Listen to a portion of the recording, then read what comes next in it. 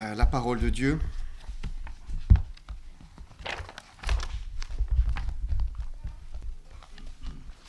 Alors vous pouvez prendre avec moi, si vous le voulez, dans vos Bibles, Jean 20, versets 19 à 23.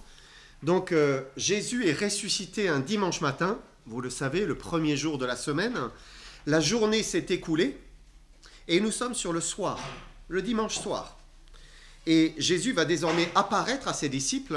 Vous le savez, il va apparaître pendant 40 jours, successivement, par-ci, par-là. On n'a pas toutes ces apparitions, mais on en a quelques-unes. Et à chacune de ces apparitions, eh bien, il se révèle, il se manifeste, il enseigne. Et donc, on va voir ici, ce matin, quelques enseignements. On va voir que Jésus se révèle dans son corps de résurrection, premièrement. Donc, il nous enseigne sur la résurrection. Il nous rassure aussi, il apaise ses disciples, c'était le verset qui était derrière moi, la paix soit sur vous. Et puis, il va leur donner une grande responsabilité. On va voir ça ensemble, on va lire Jean 20, versets 19 à 23. Le soir de ce jour, qui était le premier de la semaine, les portes du lieu où se trouvaient les disciples étaient fermées à cause de la crainte qu'ils avaient des Juifs. Jésus vint, se présenta au milieu d'eux et leur dit « La paix soit avec vous ». Et quand il eut dit cela, il leur montra ses mains et son côté. Les disciples furent dans la joie en voyant le Seigneur.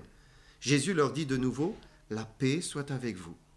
Comme le Père m'a envoyé, moi aussi je vous envoie. » Après ces paroles, il souffla sur eux et leur dit « Recevez le Saint-Esprit. Ceux à qui vous pardonnerez les péchés, ils leur seront pardonnés. Ceux à qui vous les retiendrez, ils leur seront retenus. » On va s'incliner encore dans la prière. Seigneur, merci. Merci encore de tous ces textes inspirés par toi, par ton esprit, pour venir nous enseigner sur ta personne, nous enseigner sur nous-mêmes et nous faire du bien, nous parler par ta parole, nous sanctifier par elle, nous reprendre aussi et nous pousser à te servir. Seigneur, que tu bénisses cette parole divine, que tu m'accordes toute ta grâce et que tu nous fasses du bien à cause et par Jésus-Christ. Amen.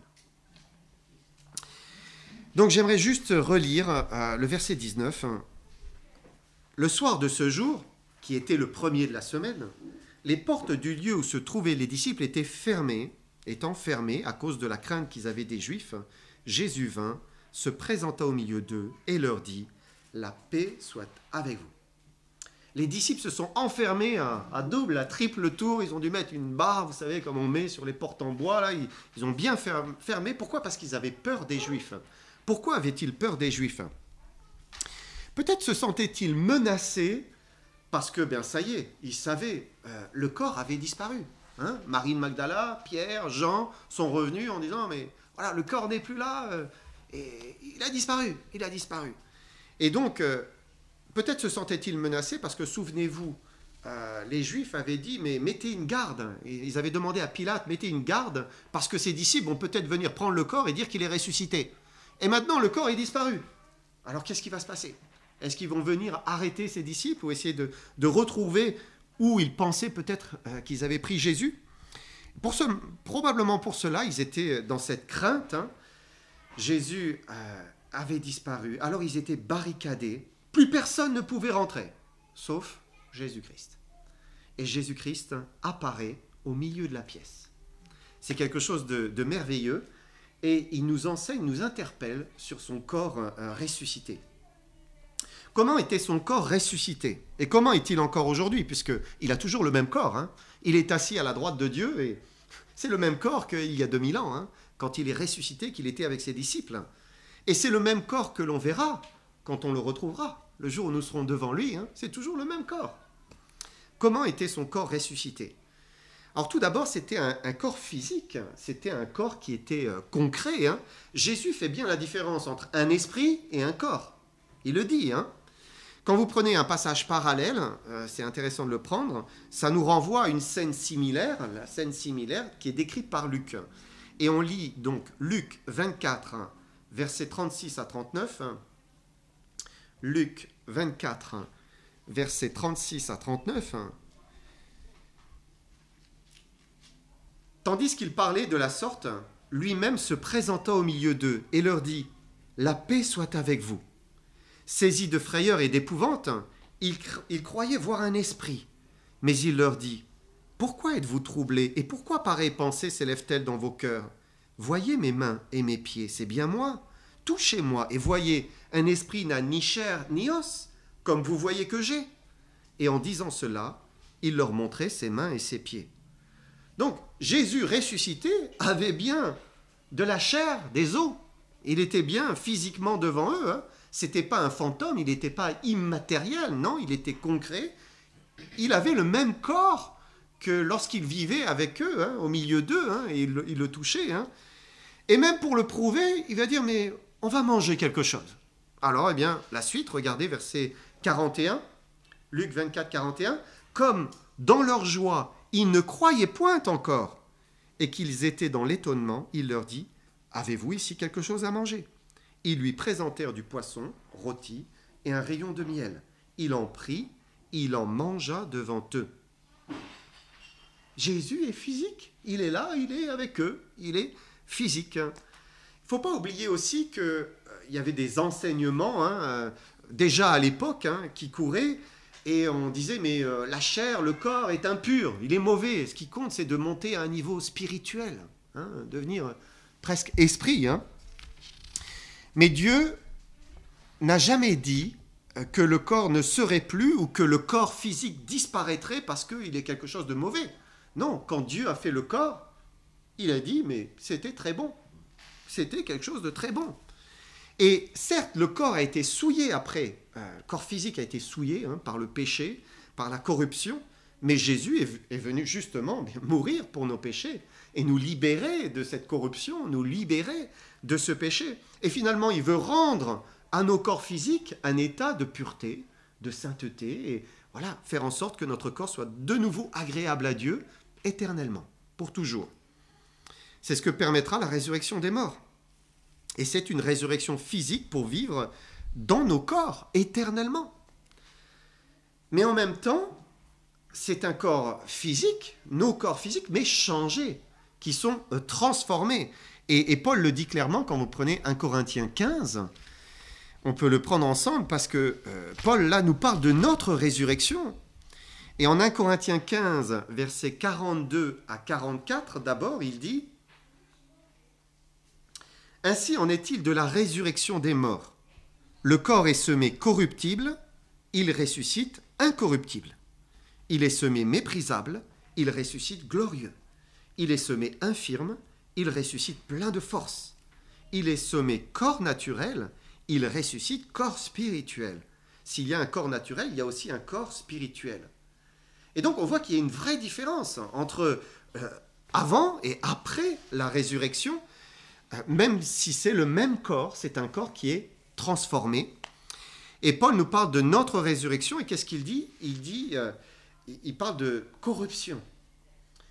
Et c'est sûr que quand nous sommes soumis à la corruption, c'est-à-dire à la maladie, au cancer, malheureusement, à la vieillesse, à la mort des cellules, petit à petit, voilà, on arrive sur le déclin. Moi, je sais que ça y est, je suis arrivé au moment du déclin dans ma vie. Mais voilà, les cellules commencent à mourir. Elles ne se multiplient plus comme lorsque nous étions enfants. Mais Dieu nous dit, nous allons ressusciter incorruptibles. Ça veut dire que c'est fini. Plus de maladies, plus de corruption, plus de vieillissement des cellules. Notre corps ne se dégradera plus, il ne se ridera plus, c'est fini. Il sera intact pour l'éternité, il ne changera plus pour l'éternité. Il dit qu'il est semé ensuite méprisable et qu'il ressuscite glorieux. Et dans ce mépris, le fait qu'il soit méprisable, peut-être on peut y voir deux choses. La première chose, c'est l'imperfection. Il est semé méprisable. Et c'est vrai que on peut avoir tendance à regarder ses faiblesses ici-bas. On regarde ce qui est disgracieux, peut-être plus les femmes que les hommes, mais voilà, ce qui nous semble pas très joli, un défaut, une malformation, une erreur génétique, un déséquilibre, ou quelque chose qui n'est pas harmonieux en nous. Et ça peut, voilà, on peut y penser en se disant, bon ben voilà, je m'accepte tel que Dieu m'a fait, mais tout ça, ça sera effacé par la gloire de nos corps ressuscités. Est-ce que cela veut dire que Dieu va réparer ce que nous pensons peut-être être un défaut de la génétique ou quelque chose qui ne va pas en nous? J'en sais rien. Mais ce que je sais, c'est qu'il n'y aura plus rien de méprisable en nous. Plus rien.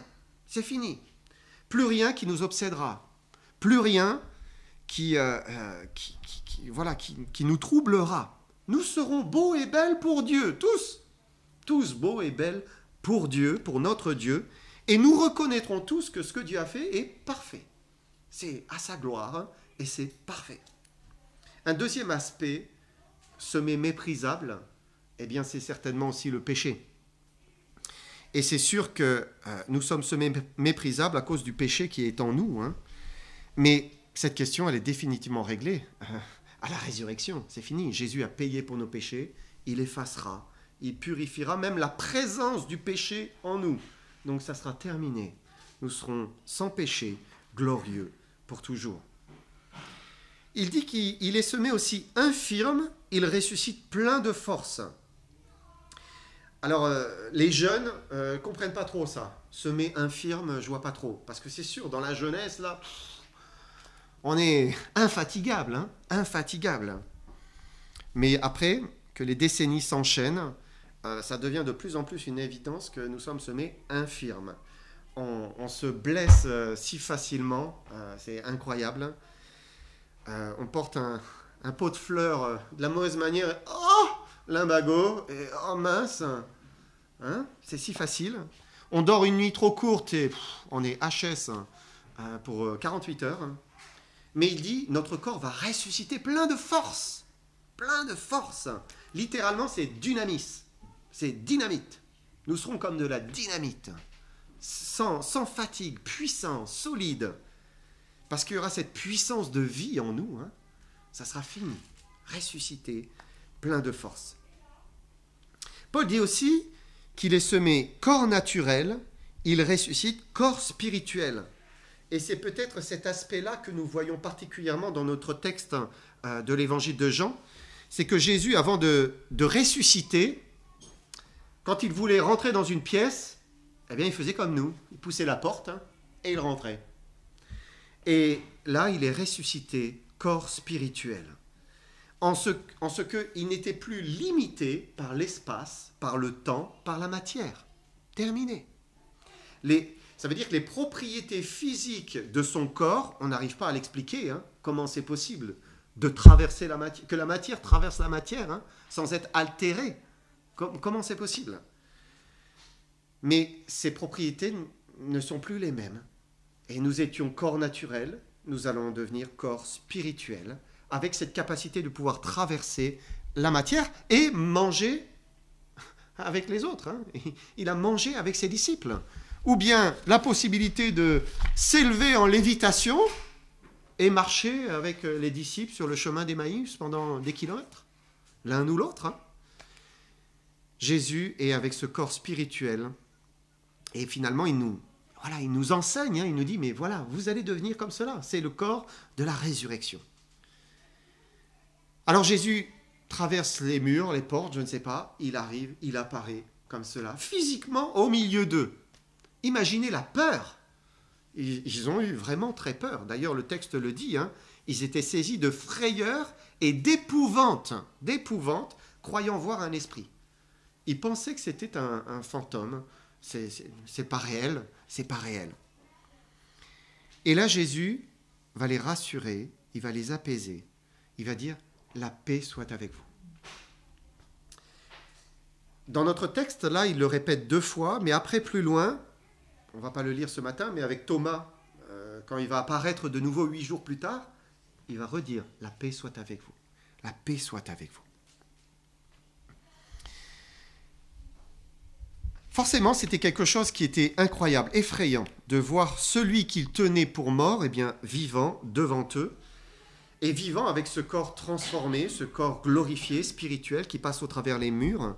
Mais Jésus veut que la paix soit sur ses disciples, comme il veut que la paix soit sur nous. Jésus veut toujours que la paix soit sur nous. Et c'était vrai pour eux alors qu'ils étaient effrayés, et c'est vrai pour nous encore aujourd'hui.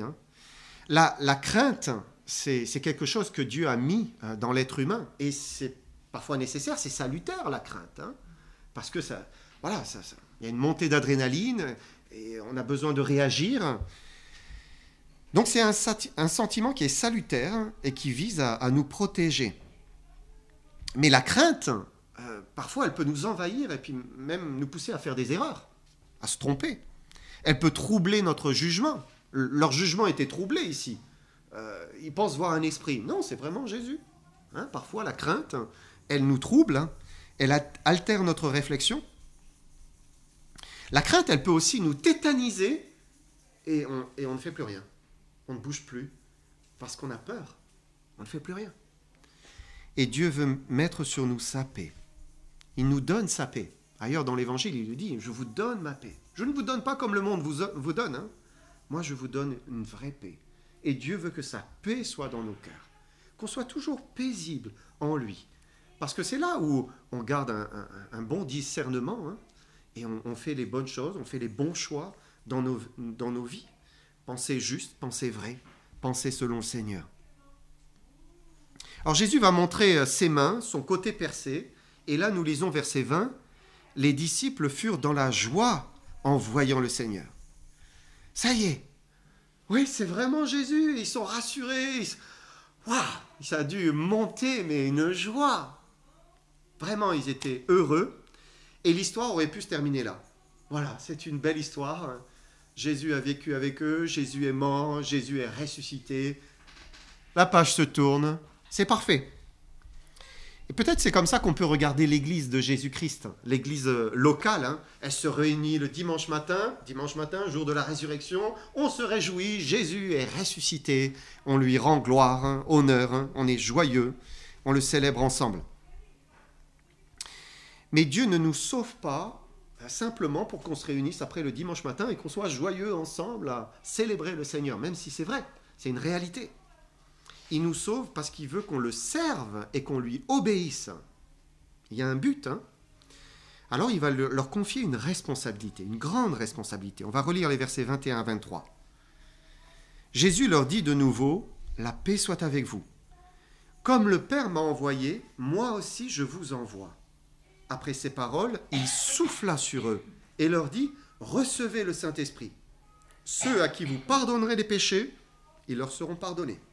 Ceux à qui vous les retiendrez, ils leur seront retenus. » Et donc c'est un appel, c'est un mandat même qu'il donne à son Église. Et ce n'est pas quelque chose qu'il donne simplement à ses apôtres, parce qu'on pourrait le croire. Quand on lit le texte, on se dit, il est en train de dire à ses apôtres, allez. Mais non, il ne dit pas simplement ça à ses apôtres. Parce que quand il dit ça aux apôtres, en fait, les apôtres, qui sont-ils? Une représentation de l'Église. Vous savez, quand vous arrivez dans l'Apocalypse et vous voyez ces 24 vieillards, qui sont ces 24 vieillards? 12 vieillards, c'est les fils de Jacob. C'est les tribus d'Israël, en fait. C'est Israël, le peuple d'Israël. Et puis les 12 autres, c'est les apôtres. Et les apôtres, c'est qui? C'est l'Église. Ils sont une représentation de l'Église. Et donc, quand Jésus parle aux apôtres, mais il nous parle à nous. Nous sommes l'Église de Jésus-Christ. Et donc, en envoyant les apôtres, en leur donnant un mandat, il nous donne un mandat à nous. C'est notre mandat. Et on voit que Jésus a soufflé sur eux en disant « Recevez le Saint-Esprit ». Et donc, c'était une parole et c'était un geste annonciateur de ce qui allait se passer quelques jours plus tard, lors de la Pentecôte, parce que c'est là où les disciples allaient vraiment recevoir le Saint-Esprit. C'est le jour de la Pentecôte, on le sait. Jésus n'est pas encore monté au ciel ici, après sa résurrection, puisque l'ascension n'a pas encore eu lieu. C'est à l'ascension où il monte, réellement. Ça veut dire qu'il n'a pas encore fait l'expiation de nos péchés. Il n'a pas encore présenté son sang pour la purification des péchés. Alors l'Esprit n'est pas encore descendu pour remplir le cœur des disciples. Mais ils vont le recevoir réellement le jour de la Pentecôte, où là, clairement, le Saint-Esprit descend, c'est des flammes, représentées comme des flammes, et ils vont être remplis du Saint-Esprit. Et alors, eh bien, si il a fait ce geste de souffler et il a dit ces paroles, recevez le Saint-Esprit à ce moment-là, c'était pour que nous comprenions que ce mandat, cet appel qu'il nous donne, hein, nous le recevons parce que le Saint-Esprit vient habiter dans notre cœur. Jésus, l'Esprit de Jésus est maintenant dans notre cœur. Et donc, nous avons ce mandat avec lui qui habite en nous. Qu'est-ce que c'est un mandat? C'est un acte par lequel une personne, le mandant, donne à une autre, le mandataire, le pouvoir de faire quelque chose en son nom. Donc, nous sommes les mandataires. Il est le mandant qui nous a confié ce mandat. Et quel est ce mandat? Eh bien, il dit, ceux à qui vous pardonnerez les péchés, ils leur seront pardonnés. Ceux à qui vous les retiendrez, ils leur seront retenus. Qu'est-ce que ça signifie? Ce n'est pas que nous avons autorité pour choisir ceux qui seront pardonnés et ceux qui ne seront pas pardonnés. J'aime bien mon voisin de droite, tu seras pardonné. J'aime pas mon voisin de gauche, tant pis pour toi. C'est pas ça, hein? Mais c'est que nous avons le pouvoir de dire que les péchés sont pardonnés à ceux qui remplissent les conditions pour être pardonnés. C'est ça. Quand on remplit les conditions pour être pardonné, alors oui, nous pouvons leur dire « tes péchés sont pardonnés ». Quelles sont les conditions? La première, acte 3, verset 19. Acte 3, verset 19.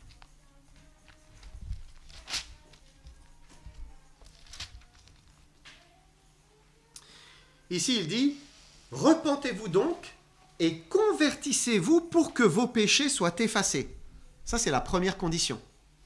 Repentez-vous donc et convertissez-vous pour que vos péchés soient effacés. Et donc, c'est une prise de conscience du péché. Celui qui n'a pas conscience de ses péchés, il ne peut pas être pardonné de ses péchés. C'est logique, hein, c'est évident.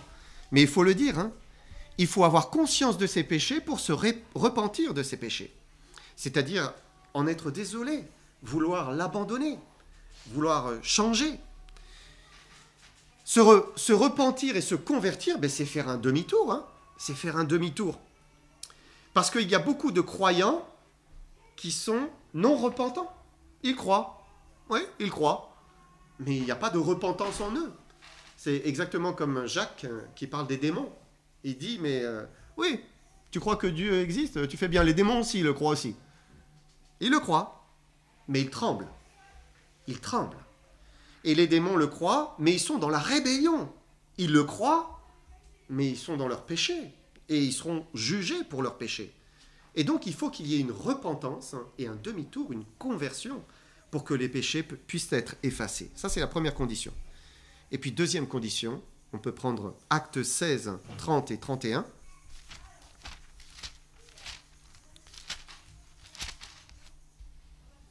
Vous vous souvenez de cet épisode avec Paul, Silas et le geôlier. Il les fit sortir, le geôlier les fit sortir et dit « Seigneur, que faut-il que je fasse pour être sauvé ?» Paul et Silas répondirent « Crois au Seigneur Jésus et tu seras sauvé, toi et ta famille. » Et donc, l'autre condition, c'est de croire au Seigneur Jésus-Christ. Hein. Il ne suffit pas d'être repentant de son péché. Il faut mettre sa confiance en Jésus-Christ puisqu'il est venu mourir pour nos péchés et que le pardon des péchés n'est possible que par la foi en lui. C'est parce que je crois en lui qu'alors, je peux être pardonné. Ça, c'est la deuxième condition. Mais pour celui qui remplit ces deux conditions, qui se repent de ses péchés et qui croit au Seigneur Jésus mort pour lui, alors il peut être pardonné. Et à ce moment-là, le chrétien a le pouvoir, il a reçu le mandat de dire « Tes péchés te sont pardonnés à cause de son nom, parce que tu es repentant, parce que tu as cru. » Et nous avons le Saint-Esprit pour pouvoir faire cela. Et il n'y a pas besoin d'être un pasteur ou un évangéliste où on se dit « Ah, mais ça... Non, c'est l'Église. Tout le monde a le pouvoir de le faire à partir du moment où il marche avec Jésus-Christ. Hein, et il proclame l'Évangile et il voit une personne qui croit et qui se repent. C'est un mandat qui nous est confié à tous. Mais seuls ceux qui le veulent en font usage. Tout le monde n'en fait pas usage. Donner un mandat à quelqu'un, ça ne veut pas dire qu'il va s'en servir. Hein. Il l'a, mais il ne s'en sert pas forcément. Et c'est un texte à mettre en parallèle avec cette parole que Jésus a dite, vous vous souvenez, quand il a dit « Allez, faites de toutes les nations des disciples, les baptisant au nom du Père, du Fils, du Saint-Esprit, et enseignez-leur à observer tout ce que je vous ai prescrit. » Et donc c'est à tous qu'il dit « Allez, allez faire de toutes les nations des disciples. » Et c'est à nous tous qu'il dit « Mais allez, vous avez le pouvoir de dire « Tes péchés sont pardonnés à cause de Jésus-Christ. » Et c'est sûr que je crois réellement, et je pense que vous le croyez aussi, il y a des dons, et notamment il y a le don d'évangéliste.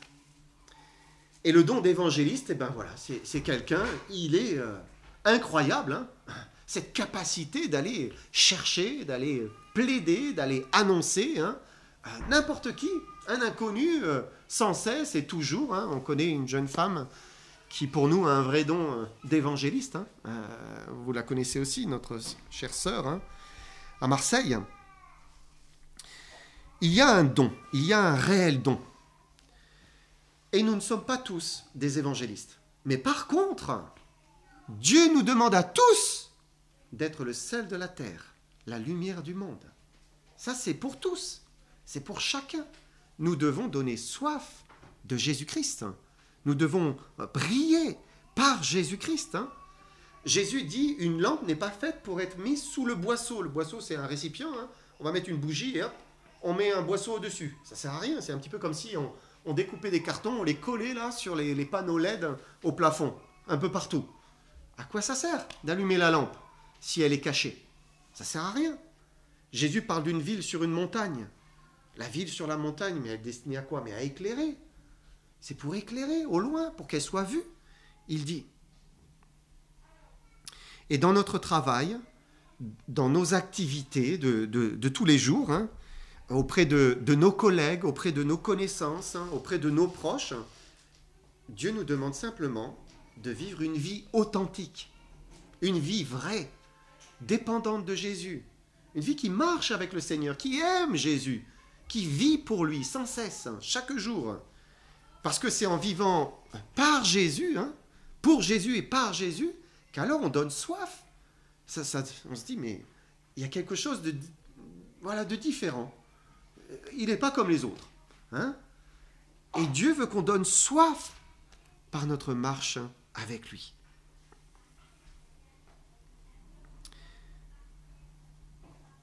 Parce que c'est ce qui permettra, eh bien, à nos proches, à nos connaissances, à nos contacts, aux gens qui nous entourent, de s'intéresser. Et alors là, eh bien, on pourra leur parler de notre Sauveur, hein, leur annoncer Jésus-Christ, hein, et peut-être eh bien, leur proclamer, parce que tu crois, tes péchés te sont pardonnés. Et c'est là la responsabilité, la grande responsabilité. Ceux à qui vous pardonnerez les péchés, ils leur seront pardonnés. Ceux à qui vous les retiendrez, ils leur seront retenus.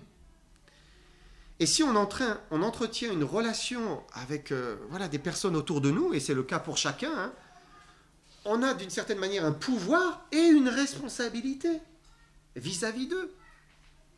La responsabilité d'être un témoin authentique, vrai, aimant Jésus-Christ.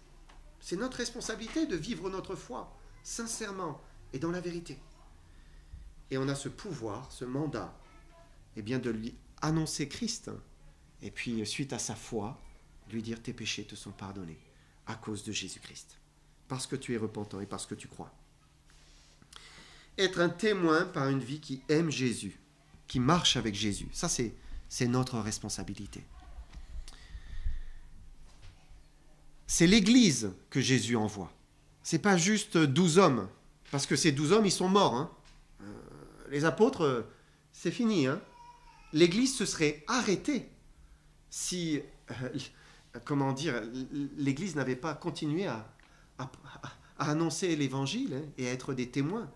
Mais c'est parce que les chrétiens du passé sont devenus des témoins, et puis ont amené d'autres qui sont devenus des témoins, et nous sommes les témoins. Nous avons besoin ensemble de construire l'Église. Et il est certain que 9 fois sur 10, hein, une personne vient au Seigneur par l'amour que nous témoignons à une personne. C'est comme cela qu'elle vient au Seigneur. Hein.